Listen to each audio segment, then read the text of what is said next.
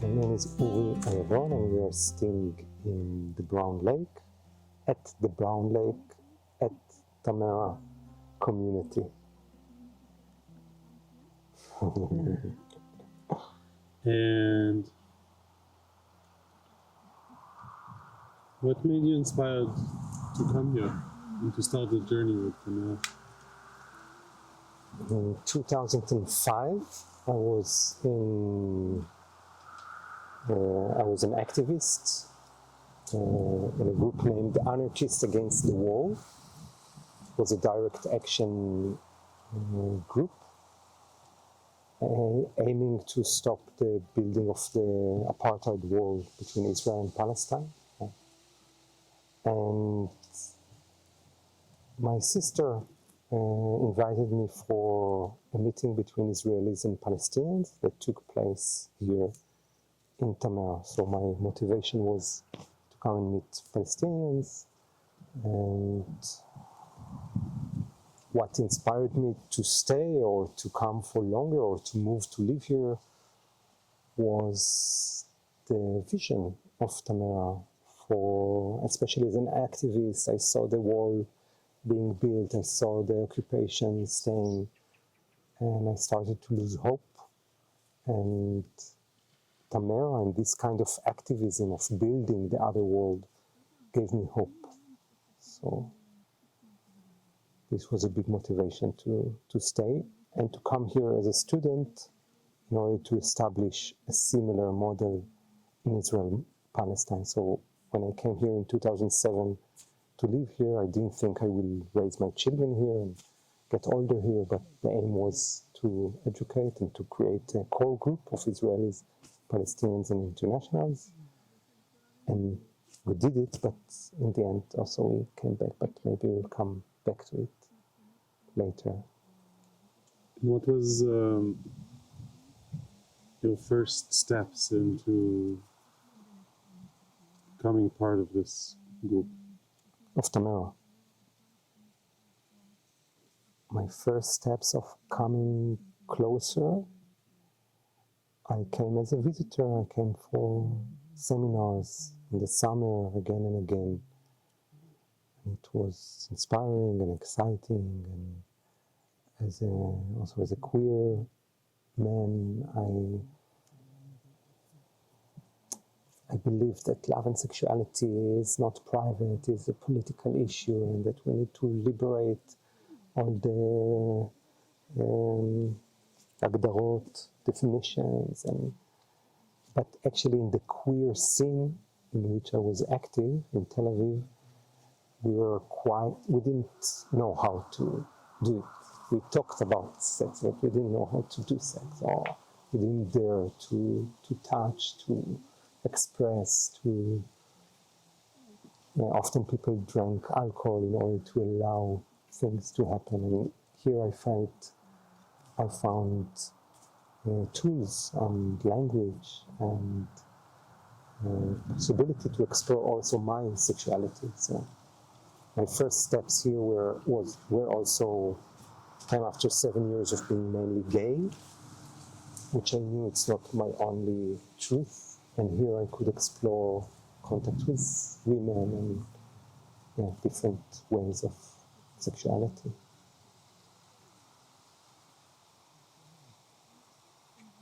And then in 2007, I moved. So after being a student here and exploring and getting inspired, 2007, 2 years after I moved to live here, it was with Aida and Tamir. We told each other, if you are doing it, I'm doing it as well. Each one of us didn't have the courage to do this big step by themselves, by our own. And like I left a career as a journalist, I left my family, my friends, the language, so it was a big thing.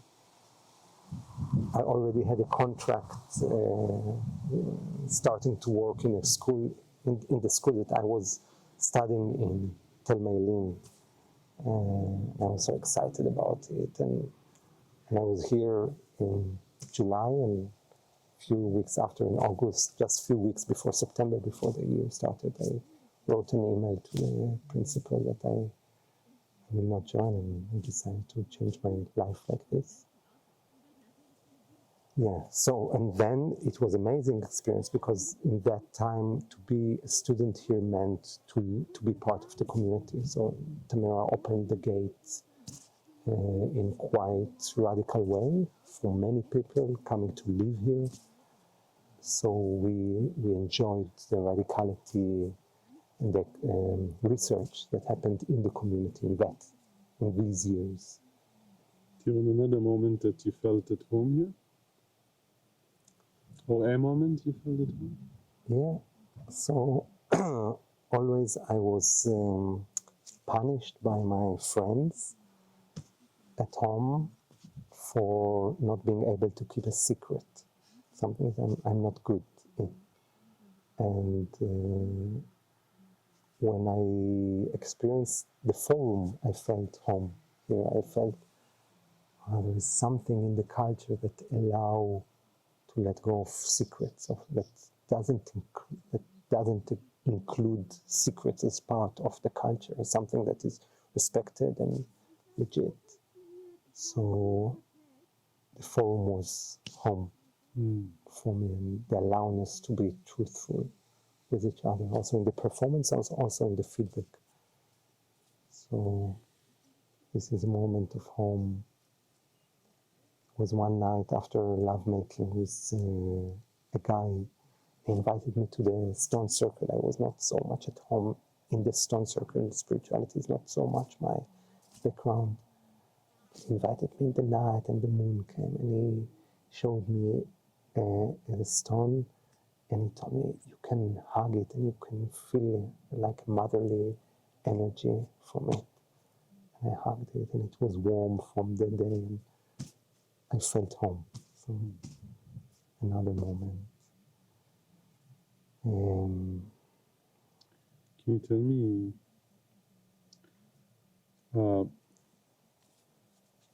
is there anything that needed or wanted to change in you or grow internally for you to flourish or fit in the community?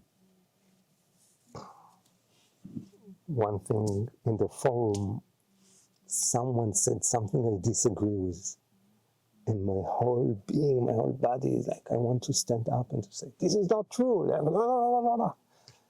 It took me years to quiet this anger and the need to express my disagreement immediately. It's something so much in our culture, in the Israeli culture, to stop each other in the middle of a sentence. So this changed. Times also, I think I come from a culture that we say we said now we meet at 4, now it's 4:46, we started. So time is liquid.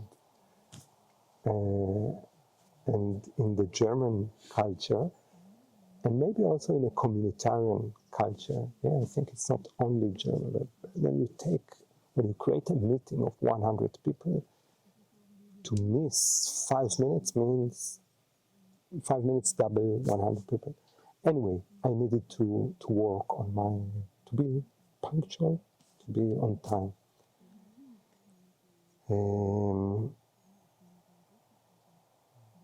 On another level, I said that I came as gay and I explored women. Now, many years after, I wonder how much of it was my queer wish to queer up myself or to fit up, because this is what was possible here, and I put aside an important part in me. I kept on expressing my love, my attraction to men, but a very small part of it was lived in this time. Maybe that connects to the next question is, has your sense of self shifted since you joined this community? It's a question. Is my say it again? Did your sense of self shift since you joined the community? Of course, but it's almost 20 years. I came here as a young man. I became a father, which is a big importance in who I am. I became part of community, part of a vision of philosophy. And I moved away from my home country. Things are changing, so I think it's not. I'm not sure. Yeah. Maybe the answer is yes. Maybe let's say from being an individual and living and fitting into this community, I think parenthood is probably a big thing but also relating from as one person living in the world to around a group of people. Did that affect your sense of identity? As you said earlier in our talk, I am more Tamerian than Israeli. And then I thought, I'm not sure about it, but also before I was part of groups. My high school was, the theater department in my high school was a group. Army was a group till now. My best friends are from this time. We had a commune, living in Tel Aviv, discovering radicality, anti-Zionism. It was identity. So it's not that I moved from being an individual to being a communitarian. It is a big part of my research here, how to shift my consciousness from private to communitarian. And still, I'm still an individual living in community. I can't say if Tamera doesn't exist, I will not exist, or the majority of myself will not change, even if Tamera will not exist.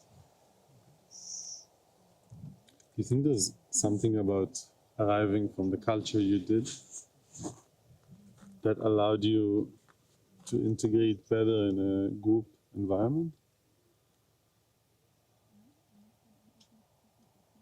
Yes, I think I could bring more flexibility, creativity, and joy, which are important for the challenge of living together.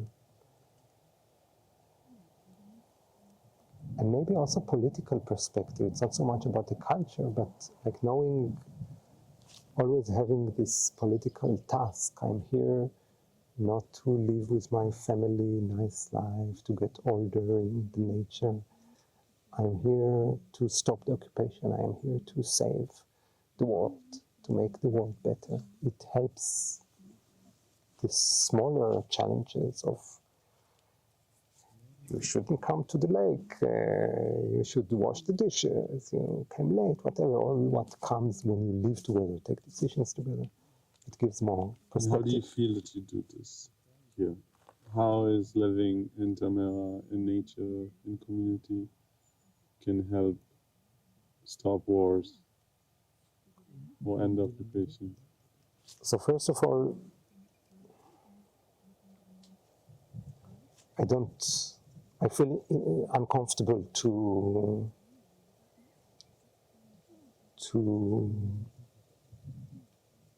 I don't want to say that this is the truth, but it's an option to look to the reality that helps me.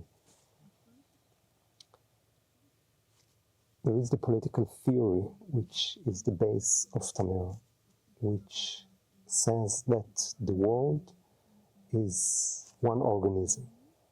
Gaia, we know that we have influence through life. So this is one thought. The other thought is the world is changing by information. Okay? We have our body, we take a pill, and it gives different information, and it changes. So the theory says that if we manage to bring a group of people and to create peace, information between them, lived, not written, not philosophically, but lived, the way that they talk, in the way that they make love, in the way that they grow their children, the way that they eat, it will have an effect on the globe.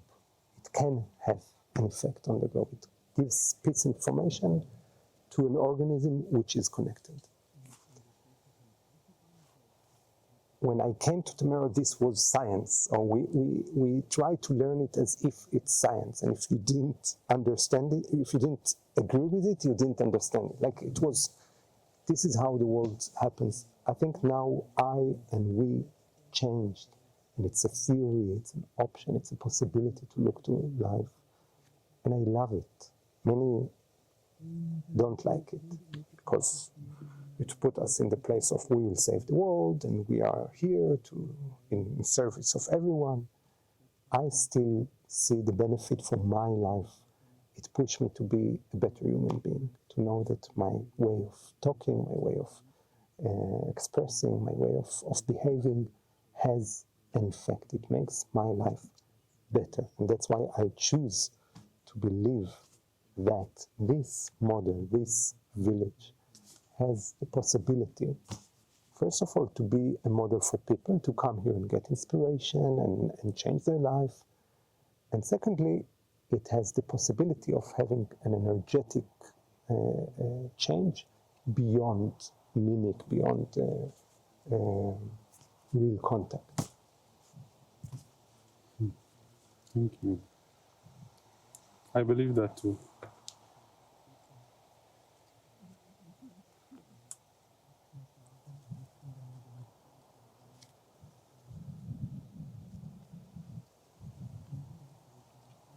How does a community here organize in like the day-to-day manners?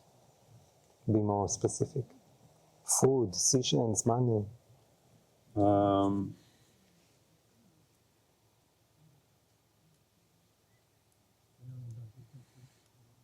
I mean, let's say as a community member, as a random community member, like how does the day look? Like what kind of structure is there for life here, in a very broad sense? How a day looks like. Yes.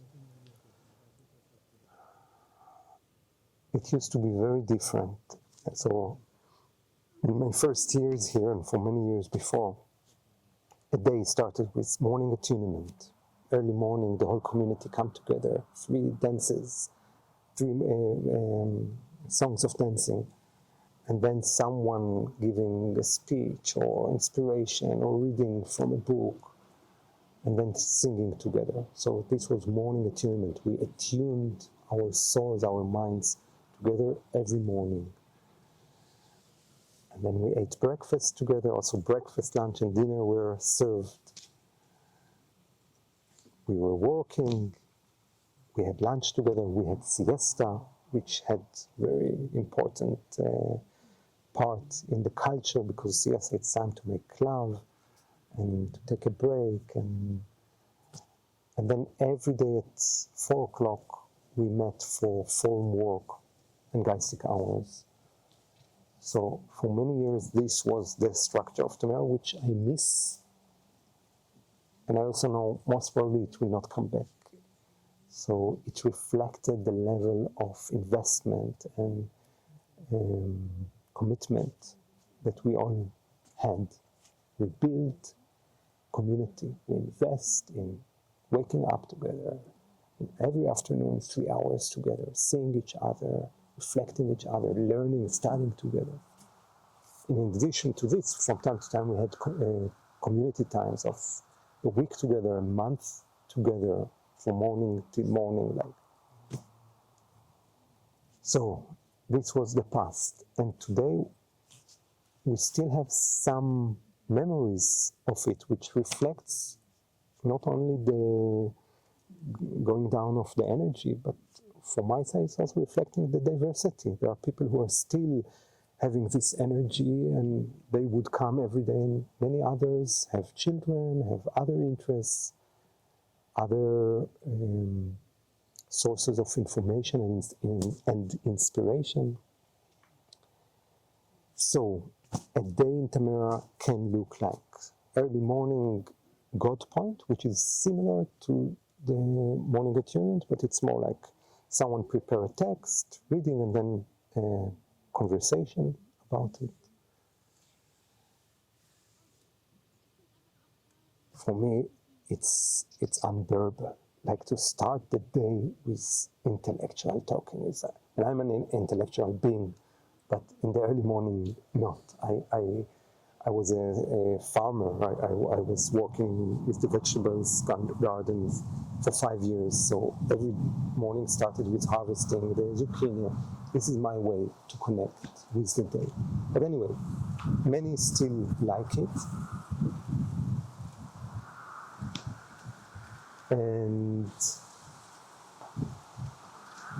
the wind is fine for the microphone.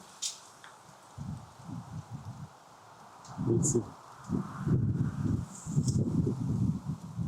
So this is one option. The other option is yoga. So 3 times a week there is yoga.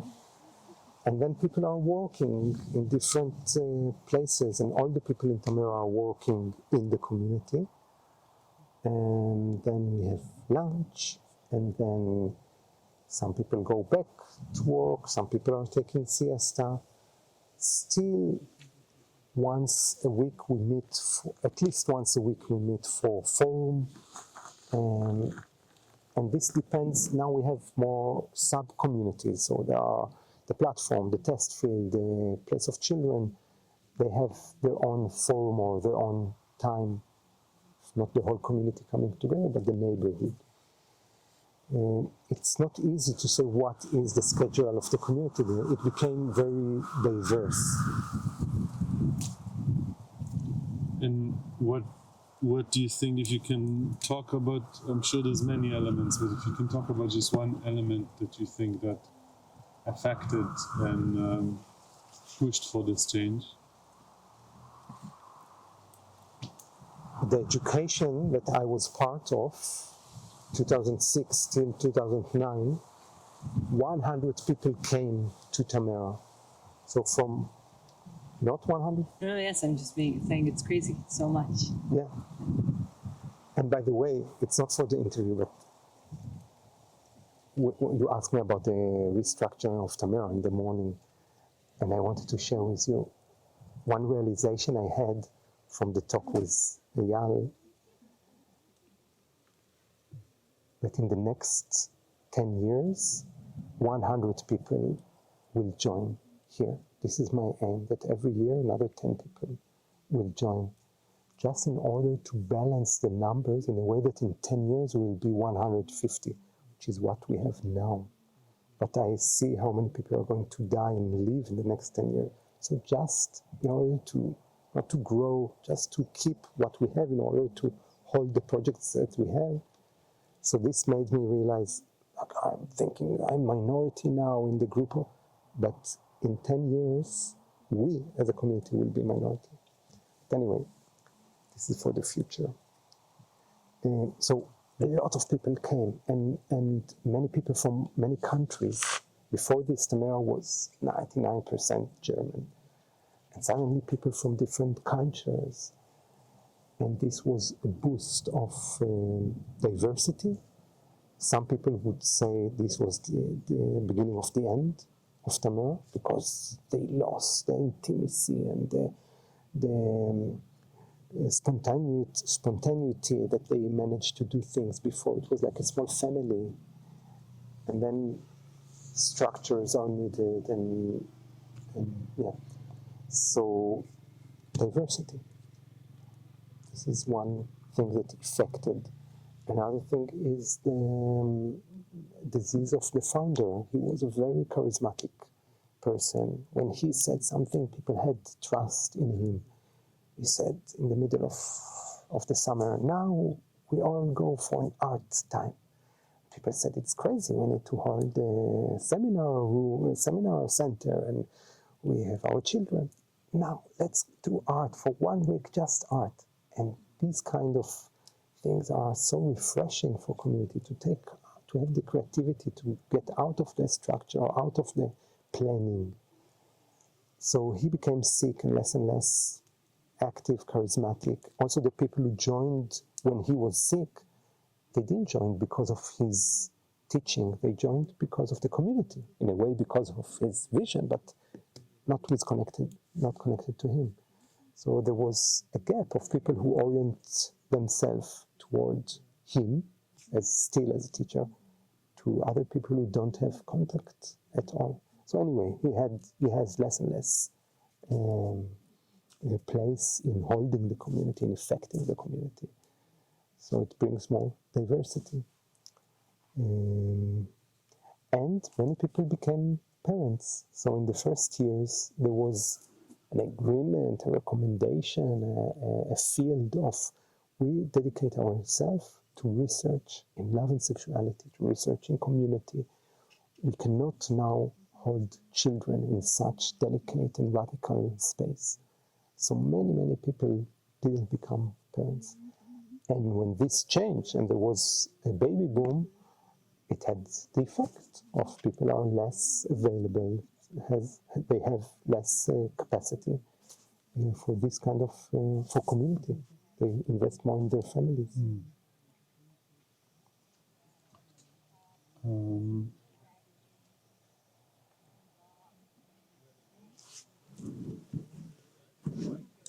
You said a little bit that everyone work here.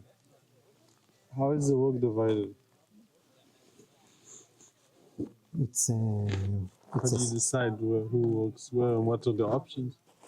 It's a sad point for me. It's nothing to be proud or to learn, to teach others. Or in some aspects, I can be proud of the radicality and anarchistic character of it.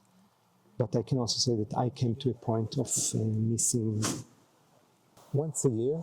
Actually, back to the question of the schedule. We don't have a daily schedule, but we still have a yearly schedule. So it's clear that from March till the end of November, we are in service of holding a seminar center. This is our main task. In this time, we meet every 2 weeks as a community, sometimes every week. We have working groups, but we are doing the minimum on this level.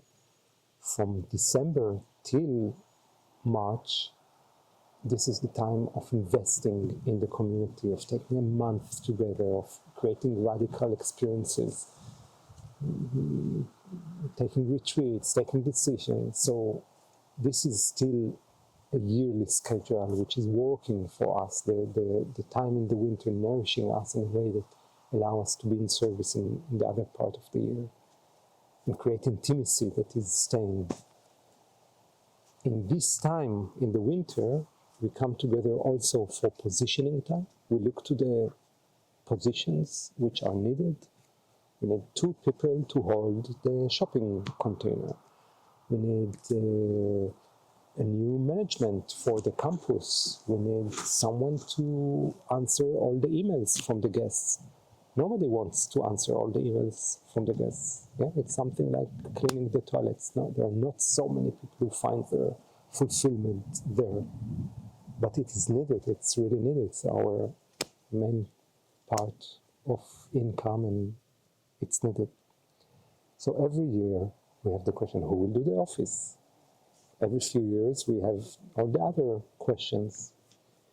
And in the beginning it looks impossible because we have 7 or 9 empty positions and maybe only 2 or 3 people were saying, I'm ready to be repositioned. And every year we manage to do it somehow. Between magic to pressure, it's never like you need to do it, and it's like we feel the pressure together. Unfortunately, as an anarchist, I can say, unfortunately, there is no one who can say, listen, this year you cannot continue to do the job that you like so much and enjoy it. This year you need to be in the office. So unfortunately, we don't have it. We have an anarchist system. Everyone can choose by themselves without having personal pressure. And still, as a community, we hold the pressure of, okay, we will not open a guest season if someone will not say now, after a week, 2 weeks, 3 weeks of sitting together on this question, we will not have our guest season. So in the end, someone is willing to do it. I think we need to have new structures. And I have some ideas, and I'm part of a group which invested the last half year in researching and preparing a proposal that will be brought to the community in 2 stages. It's in September and November, and hopefully we'll have new structures for it, because in other years what I described was working because everyone were committed, everyone were motivated. We had abundance, and people became older, people left. We didn't welcome new people in the last decade. 10 years Tamera is not welcoming new people. So we shrinked, but we still want to hold all the projects and all the seminars. So now we have a real, and the motivation went down. We are not like, we will save the world, and of course I will do more than I can, because if I will do it, I will save the world. We are not there anymore. So we need to find new structures. What do you think is not working in the old structure and might work in the new structure?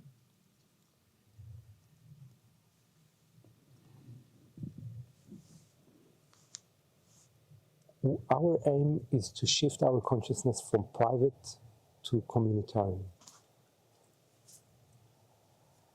In this issue of positioning, together with the value of freedom, and I love it that I don't live in a kibbutz in which we count the hours and everyone need to go to the cows and everyone need to wash dishes. There is such a beautiful element of who wants to cook. I love to cook, I really love to cook.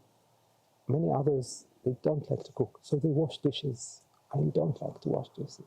I love that I don't count, and that an elder has freedom, and everyone has freedom. I love it. And I have to admit it. Right now, it doesn't work for us. Right now, the freedom is giving too much energy to the private consciousness. I will do for my family, I will earn for my money, I will take care of my children. And we lose the being in service and being in solidarity for the bigger task that we are holding together. So this didn't work. It is not working right now, the whole structure. In the new structure, we will limit the freedom. We'll say, if you want to have the freedom of working as much as you want in whatever you want, you will have to pay. You can be here, you can be part of it, but we cannot afford right now this level of everyone decide for themselves. So you can decide for yourself, and you can stay part of the community, decisions, children, everything, but we will not pay for your staying, you need to pay. I feel embarrassed to share it with you because the community doesn't know yet, but it's fine. It'll take time for you. So you think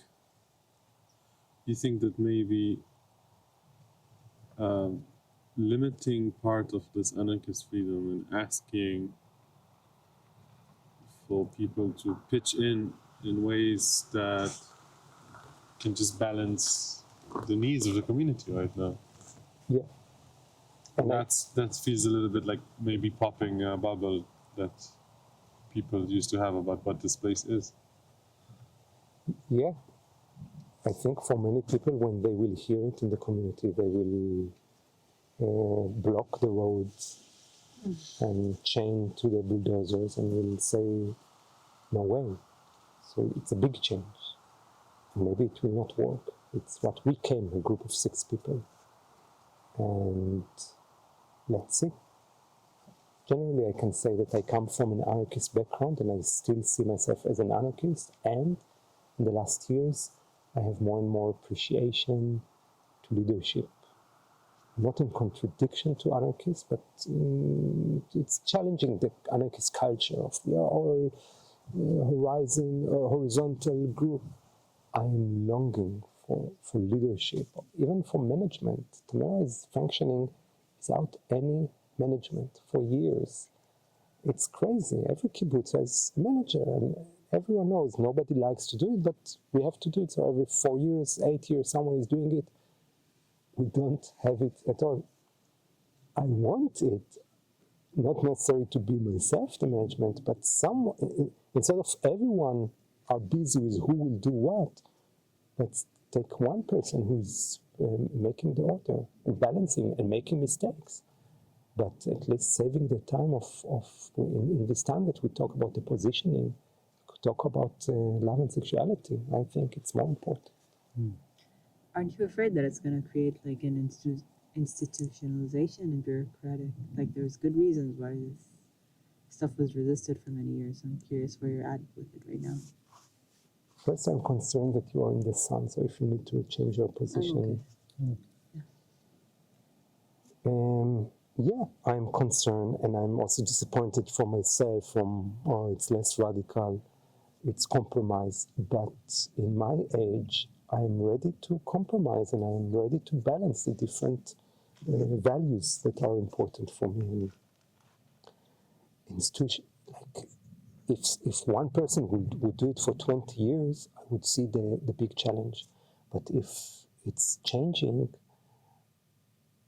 from my side, it's an expression of the priority of we prioritize talking about the soul, we prioritize becoming transparent in the issue of love and sexuality, and we put aside the freedom of what will be my profession and also this. It's not that the management is, we have such a bad picture of the boss telling me what to do and forcing me. No, it's someone we interview, see what is my needs also.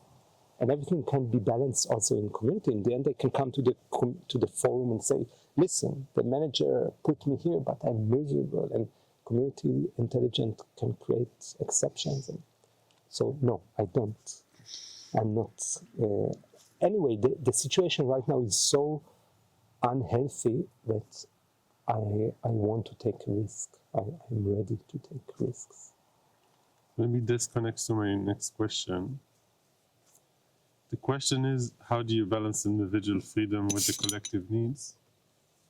And after hearing what you said, maybe do you actually do it? Or maybe you, as a community, you're failing to do it. You, Tamera. Yeah.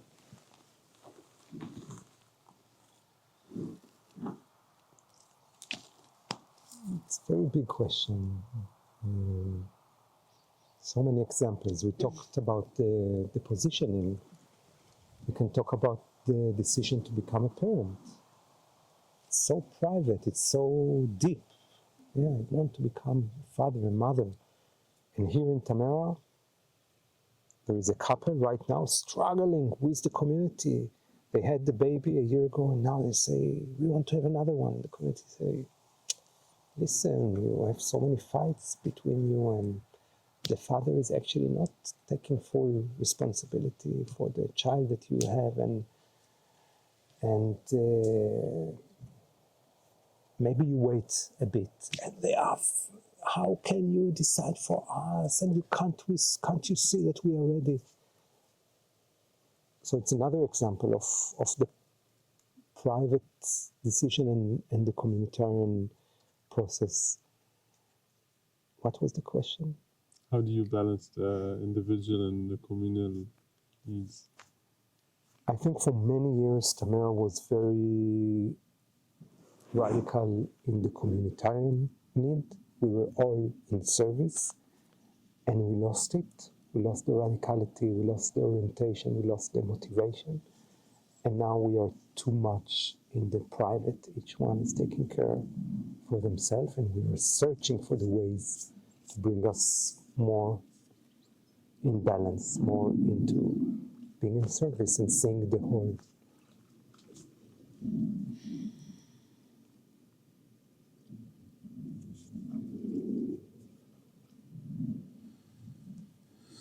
What would you have wanted to know when you just got here at the beginning that you know now?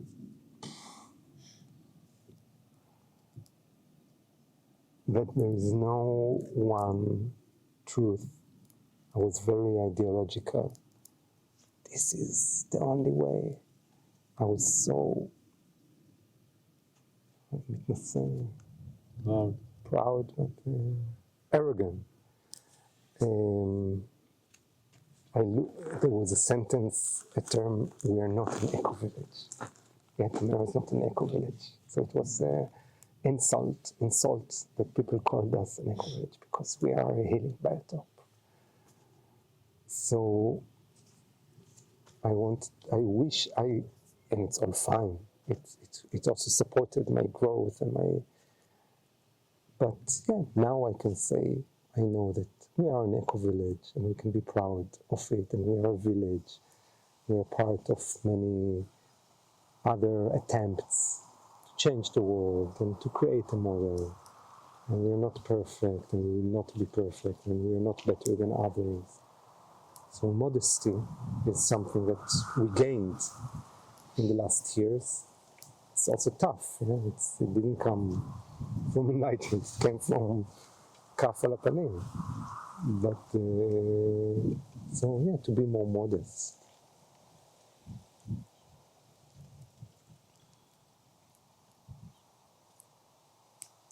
Were there moments when it felt like it almost didn't work? And how did you move through that? Another part of the other question, to bring myself more. It took me a long time to feel at home here. Of course, in Israeli, in German culture, the language. It took me many, many years to feel that I can design Tamera. For many years, I was participant in something that happened. And I see other people who come and on the first day, they are part of holding the space, and I wish I would have this courage and understanding that we are all together and holding.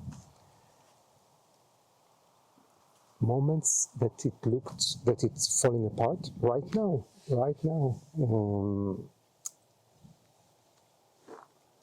For the last 2-3 years, many people around me ask the question, is it going to work? Like the positioning, like it was so hard to find someone, and the finance situation, we miss hundreds of thousands of euros. Will it work? Is it stable enough to get older here?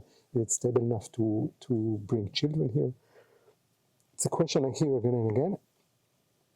And my answer for it was, listen, it's just changing, and let's celebrate that it's changing because it needs to change. So I was very optimistic and positive in the last years, although many of my friends are struggling and leaving. I can say that something in me in the last months, since Marcus and Juliet took the decision to leave, very close friends of mine.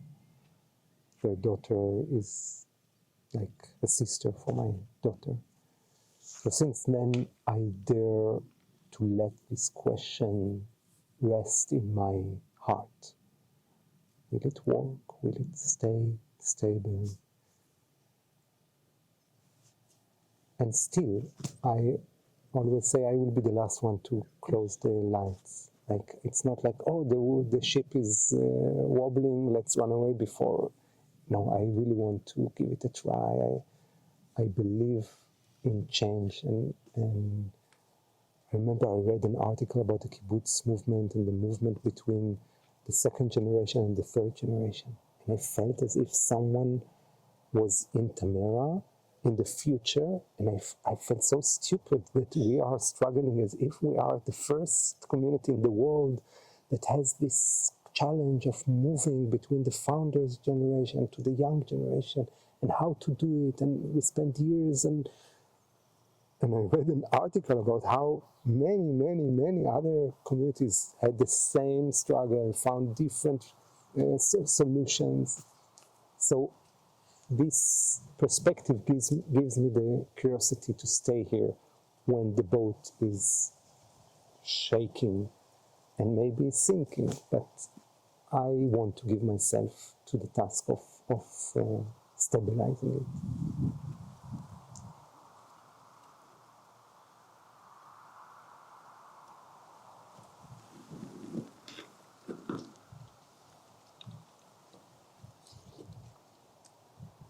What lessons do you think could help others starting similar projects?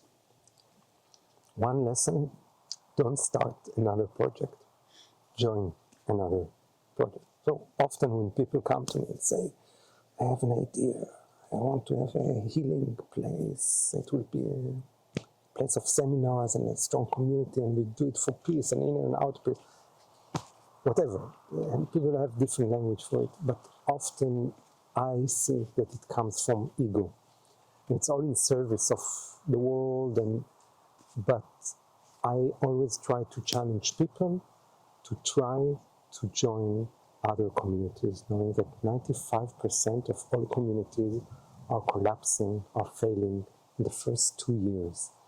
So the investment is huge, buying a land, finding the vision, finding the people. And I advise people to put the energy, the investment in compromising, in being flexible enough to cooperate with what there is already. And then for the ones who want to start, invest in the human connection, invest in creating a core group that will stay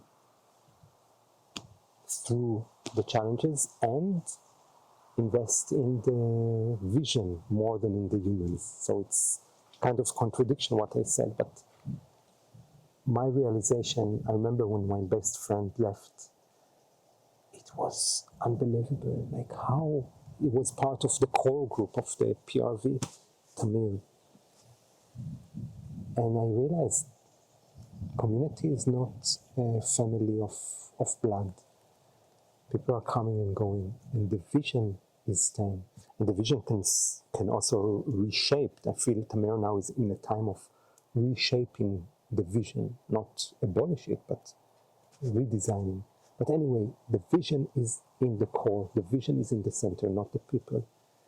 When I was in high school and also in this commune that I described, I had the dream that we'll get older together. These people that I love so much, and we discover the world together. It will be so fun to grow our children together. It never works. It never works. It's a sweet dream, but it's a dream. There are always conflicts. There are always gaps. It's not about the way that people connect, but it's about the way that they connect to the vision. So this would be my advice: invest in the vision. Were there moments here that you can speak about that you felt you are extremely aligned with your values? Yes, most of the time. Can you give an example? A few days ago, we had a circle with my kids, and I invited them to share 3 moments of happiness from the last weeks that we spent together in the summer vacation. And my nephew shared, he said, when I came here for the first time, for the first day, and you cut the watermelon, and I saw the black seeds inside, I knew I'm in the right place, in the right community, in the right place in the universe. he referred to the fact that in Israel there are no black seeds. All the watermelons are genetic modified, and he wants the real one, the healthy ones. And he ate the watermelon. It was so tasty. So it was such a sweet moments of happiness, and realizing that just cutting watermelon and eating it helps him to connect to being connected, being healthy, being part of Earth. So one moment. Can give another one. Yes. After the 7th of October,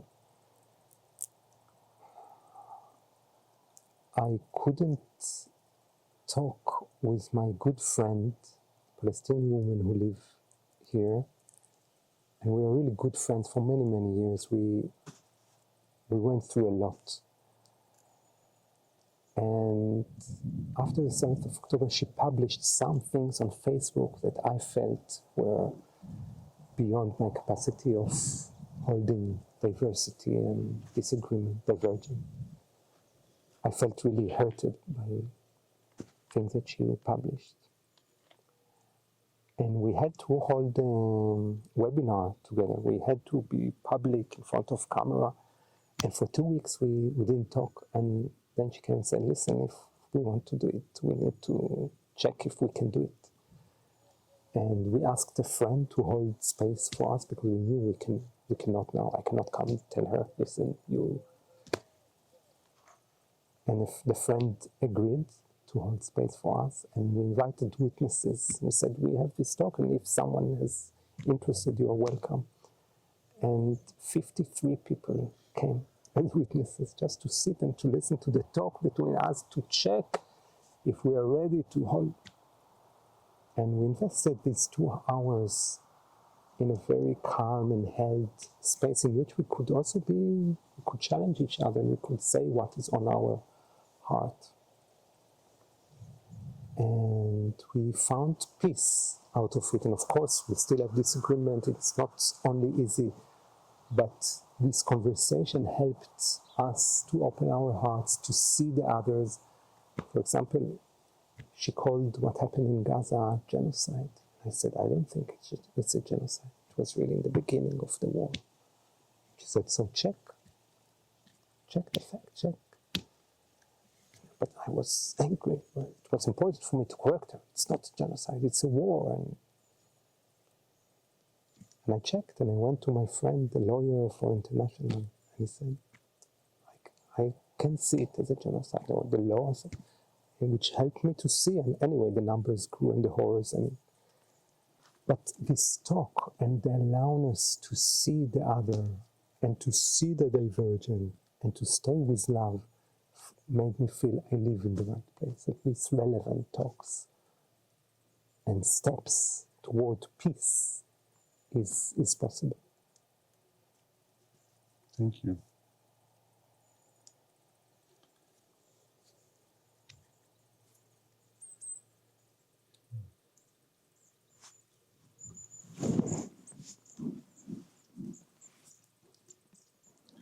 Is there anything you're interested to say about the legal process that Tamera is going through? It's not so interesting, but I can if you want. Like in which phase of the legalization it's in, or what did it go through until now? So for many years we were building without permission, like many other communities and people. And 10 years ago we decided to change it. And we started a process that we thought will take a few years. It's 10 years since then. We invested a lot of money in creating the plans, and together with the municipality to come to the higher government organizations to change the definition of the land from agricultural land to ecotourism, that will allow us to build, and also will force us to take away some of the buildings that we built. 2 years ago, it was clear that it will happen in the next year. So now I'm embarrassed to say that we believe it will happen in the next 6 months, that we will be able to build. I think it will be a big gift for us and a huge challenge. We got used to these crazy caravans, living in a plastic bubble, and it will need a lot of investment. One building is €1 million, community building for 15 to 20 people. We want to build 10 buildings in the next 10 years. So our yearly budget is 1.2 million. So it's a huge opportunity also to come to the world, to our friends, and to say, finally we can fulfill our big dreams, and to get a lot of support. I hope it will happen, and that we will manage. Maybe you can talk a little bit about the finance situation in Tamera. And I'm also, that, and I have an asterisk about the transparency process last year. What is asterisk? Asterisk, like Kochovit. Okay. About the transparency process. Asterisks, yeah. I keep on talking to you. Yeah. The financial situation of Tamera. It's a phenomenon of every year, the people who are responsible for the finance come and say, listen, this year we miss 100,000, 200,000, 300,000, 400,000. This year the speculation is 500,000, but it's every year between 100 to 500,000 out of a budget of 1 million. We miss it and we need to find it. In some years, it was enough that every community member will bring 1,000 euros. There are 100 people, chuck. For some it's easy, for some they go to work, some ask for relatives. In other years, it was a source of creativity. We would do restaurants in Tamera in the winter, and people would come. It was such a joy to cook together, to create a menu, and the income is, the donations are coming not only from outside of Tamera, so people who live in Tamera, some of them have more resources, so in this situation they give more. So every year we managed. I believe also this year we will manage, and still, when I open my heart to the stress in which my friends are, I wish we will not have it. I wish to live in abundance. I wish we also hold a debt of 2 million euros. So when we created Tamera, the founders took loans from banks. Now we moved out of any bank, but still people are giving us loans for 2 million altogether. And new loans are coming, old loans are being paid, and this is something that I wouldn't like to give to the next generation. So we hold the debt of 2 million euro. So I hold the fear of it, and I also hold the miracle of every year we manage, not with a big effort. And I still feel we live in abundance. Like when I enter to the food container and I see the amount and the variety and the quality, I feel very rich. Maybe too rich. Like maybe also when we will come to a place that we will really not have, we'll have to cut some things. We'll eat less quinoa. It's something that I'm really willing to pay. Or we'll start to clean the bathroom and not to pay for someone to clean the bathroom of the guest center for us. So, yeah, I'm still optimistic also with this issue. I remember the moment in summer where they put a camera to see who's stealing the dates on the fridge. Oh. And then they put a lock on the fridge. And then there was a list you need to... also here, for many, many years, the bar was just open and people could come and take whatever they wanted to put the money. And also, and still in the food container, it's like this, but in the bar, we have a locker. And everyone knew where is the key. So this year they changed and they have a number that not everyone is. So yeah, we are, and it's fine. Also, I don't expect the youth to have the strength of not wanting alcohol. So I think it's also fine to put a locker. It's part of a culture of generosity and transparency to put a lock in some places. There's a joke in Samar. Once, years ago, the safe was stolen from the secretary office. And they broke the window. They say they could walk in through the door. It wasn't locked. That's great. I love that. Which is still something that I appreciate a lot in my community. Nothing is locked except of the alcohol and juices and chocolate. Nothing. Not my car, not my home, not the cassette of the food container.